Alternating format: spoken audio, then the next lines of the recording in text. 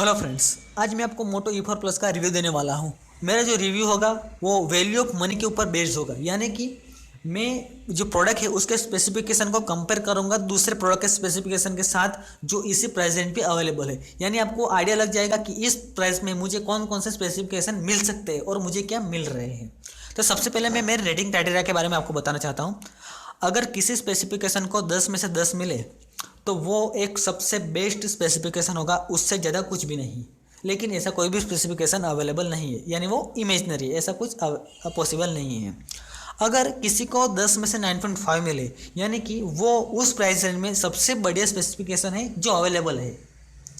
अगर किसी को 10 में से 8 मिले किसी स्पेसिफिकेशन को, तो वो एक एवरेज स्पेसिफिकेशन है, यानी कि उससे अच्छा आपको मिलता है लेकिन चलेगा ऐसा। अगर किसी को आप किसी स्पेसिफिकेशन को 10 में से 7 मिले, यानी कि वो बिलो एवरेज है, यानी कि इससे बहुत ही अच्छा स्पेसिफिकेशन कम दाम में अवेलेबल है। अगर किसी को 10 में से 5 मिले, यानी कि वो डिज़ायरेबल स्पेसिफिकेशन नहीं है, ये स्पेसिफिकेशन को हम एक्सेप्ट नहीं कर सकते हैं। अगर किसी स्पेसिफिकेशन को 10 में से 4 मिलते हैं, यानी कि वो काफ़ी ख़राब स्पेसिफिकेशन है, उसको हम इस प्राइस रेंज में एक्सेप्ट नहीं कर सकते। यानी कि जो मेरा कॉन्सेप्ट है वैल्यू ऑफ मनी का, वो उसके लिए ठीक नहीं बैठा है, हम उसको एक्सेप्ट कर ही नहीं सकते। वो जो प्रोजेक्ट है उसका दाम बहुत ही कम होना चाहिए।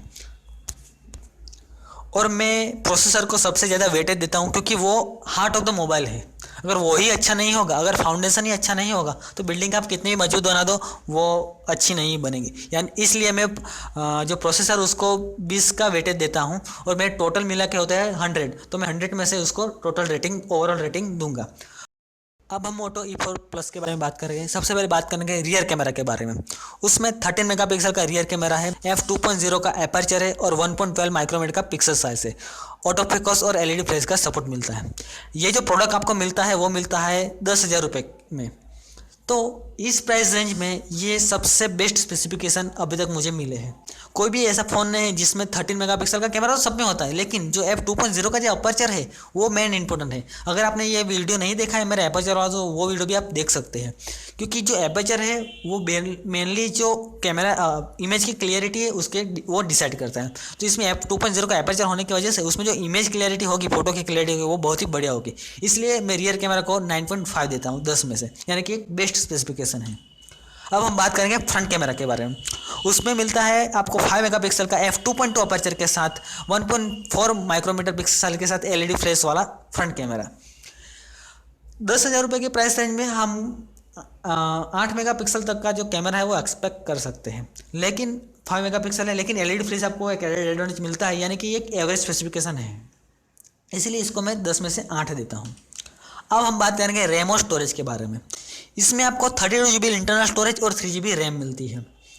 एक 10,000 रुपये के फ़ोन के लिए ये काफ़ी है, बहुत ही अच्छे specification. 32 GB internal storage, 3 GB RAM, और आप इसमें एक्सटर्नल माइक्रो SD कार्ड भी लगा सकते हो, तो आप स्टोरेज बढ़ा भी सकते हो।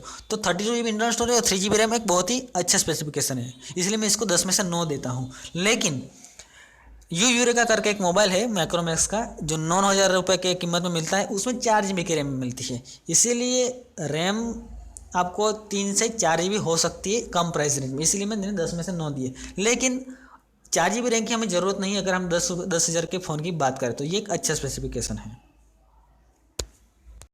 अब हम बात करेंगे एक बहुत ही इंपॉर्टेंट थिंग जो मोबाइल में होती है, वो है प्रोसेसर। इसमें लगा हुआ है मीडियाटेक का MT6737 क्वाड कोर 1.3 गीगाहर्ट्ज़ का प्रोसेसर, और वो बेस है कोटेक A53 पर, और उसमें GPU मालिटी 720 का GPU लगा हुआ है। अब देखिए, मीडियाटेक का MT6737 प्रोसेसर वो बहुत ही पुराना है। तो आज के जो अभी जो करंट सीनियर चल रहा है, उस हिसाब से मीडियाटेक का MT6737 प्रोसेसर 10,000 के प्राइस रेंज पे एक्सेप्ट नहीं किया जा सकता है, क्योंकि वो बहुत ही पुराना है और वो इतना पावरफुल भी नहीं है कि जो आज जो अवेलेबल ऐप्स है उसको वो अच्छी तरह से हैंडल कर सके।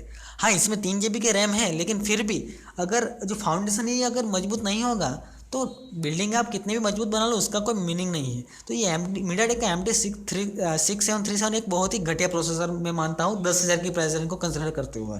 इसमें कम से कम अगर आप स्नैपड्रैगन का 425 ऑक्टा कोर प्रोसेसर भी लगा देते तो एक बहुत ही बढ़िया हो सकता था। इसीलिए मैं 20 में से सिर्फ 10 ही देता हूँ, यानी कि ये प्रोसेसर हम एक्सेप्ट नहीं कर सकते हैं। अब हम बैटरी के बारे में बात करेंगे। बैटरी इस फ़ोन का सबसे अच्छा फीचर है जो आपको मिलता है 5000 mAh की बैटरी, जो आप 10,000 के फ़ोन में आपको किसी भी फ़ोन में नहीं मिलेगी। तो इसीलिए मैं बैटरी को देता हूँ 9.5। डिस्प्ले की बात करें तो इसमें है 5.5 इंचेस की 720p HD IPS डिस्प्ले जो कोरिन गोरिल्ला ग्लास से कवर्ड है। अब देखिए 720p HD डिस्प्ले क्यों लगानी पड़ी, क्योंकि हमने प्रोसेसर यूज़ किया है MT6737 जो 1080p यानी कि फुल HD डिस्प्ले को सपोर्ट नहीं करता है। इसी वजह से 5.5 इंच के बड़े स्क्रीन में सिर्फ 720p वाली HD डिस्प्ले से हमें इतनी अच्छी परफॉर्मेंस नहीं मिली, इतना अच्छा हमें जो फील मिलना चाहिए वो नहीं आएगा। इसीलिए डिस्प्ले इसकी बहुत ही, ऐसा नहीं कहूँगा कि ख़राब है, लेकिन बिलो एवरेज है। हमें 5.5 इंच के डिस्प्ले स्क्रीन साइज में मिनिमम फुल HD डिस्प्ले तो चाहिए ही चाहिए, और वो भी 10,000 के फ़ोन में। तो डिस्प्ले के मामले में ये बिलो एवरेज, इसलिए मैं 10 में से 7 देता हूँ। अब हम बात करते हैं एंड्रॉयड वर्जन और अपडेट के बारे में। इसमें एंड्रॉयड 7 1.1 नॉगट लगा हुआ है, स्टॉक एंड्रॉयड वर्जन है, यानी कि आपको अपडेट मिलने वाला है। और ये वैसे भी मोटोरोला की एक खासियत है कि वो आपको जल्द से जल्द अपडेट प्रोवाइड करता है। तो एंड्रॉयड वर्जन अपडेट के बारे में ये बहुत ही बढ़िया फ़ोन है, इसलिए मैं इसको 10 में से 9 देता हूँ। अब हम बात करते हैं बिल्ड क्वालिटी के बारे में। इसमें आपको बैक कवर मेटल बॉडी का मिलता है, यानी कि एक प्रीमियम लुक, आपको एक अच्छा लुक मिलेगा, एक अच्छी फील मिलेगी जब आप इसको हाथ में होल्ड करोगे। लेकिन जो मोटोरोला के जो डिवाइस है ना, वो एक ट्रेडिशनल वे से डिज़ाइन होते हैं। आप G4 देख लो, G4 प्लस, G5 प्लस और ये E4 देख लो, वो सभी तकरीबन सिमिलर है। तो इससे जो कुछ नयापन आना चाहिए वो नहीं आ रहा है। और जो वो फिंगरप्रिंट सेंसर जो यूज़ कर रहे हैं वो स्क्रीन के नीचे यूज़ कर रहे हैं। इसकी वजह से क्या होता है, 5.5 की तो स्क्रीन है, उससे ज़्यादा भी वो बढ़ रही है, यानी कि जो कंफर्टेबल फील होना चाहिए हाथ में वो नहीं होता, एक बड़ा सा फ़ोन लगता है। अगर ये फिंगरप्रिंट सेंसर को वो जो मोटरोला का लोगो दिख रहा है उसके पीछे अगर लगा दे तो एक बहुत ही अच्छा इम्प्लीमेंट हो सकता है और एक मोबाइल को अच्छा लुक मिल सकता है। और ये जो कैमरा है इतना बड़ा पीछे काला लगाने से अच्छा इसको आप एक्सट्रीम कॉर्नर पे शिफ्ट कर सकते हैं तो एक अच्छा लुक मिल सकता है। और जो थिकनेस होकर थोड़ी कम हो तो वो बहुत ही अच्छी स्लिम थिकनेस वाला फ़ोन सभी को पसंद आता है। इसलिए बिल्ड क्वालिटी के मामले में ये थोड़ा बिलो एवरेज में मानता हूँ, क्योंकि वो कुछ इंप्रूवमेंट आता नहीं और वैसे भी प्रीमियम लुक नहीं मिलता है हमें। हालांकि मेटल बोर्ड डिज़ाइन है, फिर भी मैं इसको 10 में से 7 देता हूँ।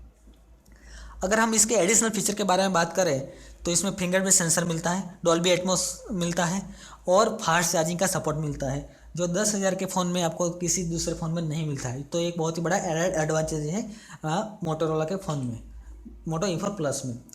अब हम टोटल रेटिंग के बारे में बात करेंगे तो इसका ओवरऑल रेटिंग है वो 100 में से 78 आता है, यानी कि आपको 10,000 रुपये के आपकी मनी के लिए आपको जो वैल्यू मिलती है वो है 7800 रुपीज़ की। अगर हम टोटल देखें, ओवरऑल देखें तो जो सभी स्पेसिफिकेशन वो एक्सेप्ट किए जा सकते हैं सिवाय प्रोसेसर के, क्योंकि प्रोसेसर बहुत ही कमज़ोर है और इस प्राइस रेंज में और इस मार्केट में इसको हम एक्सपेक्ट नहीं कर सकते हैं और ऐसा एक्सेप्ट भी नहीं कर सकते हैं हम उसे।